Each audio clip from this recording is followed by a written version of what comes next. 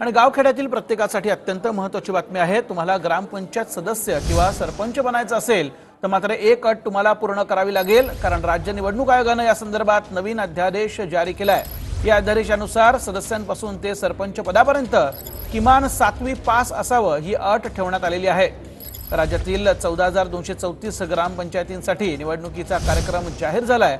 त्यात अर्ज भरायला देखील सुरुवात झाली आहे, पण आता नव्या अध्यादेशामुळे गोंधळ आणि वाद वाढण्याचीच चिन्ह आहेत। आता नेमक्या अटी काय काय आहेत ते देखील बघूयात। राज्य निवडणूक आयोगाचा हा नवीन अध्यादेश आहे। ग्रामपंचायत सदस्य होण्यासाठी या अटी आहेत। उमेदवाराचं नाव मतदार यादीत असावं। अर्ज भरताना अर्जदाराचं वय 21 वर्षांपेक्षा कमी नसावं। 7वी पास असल्याशिवाय सरपंच म्हणून निवडता येणार नाही।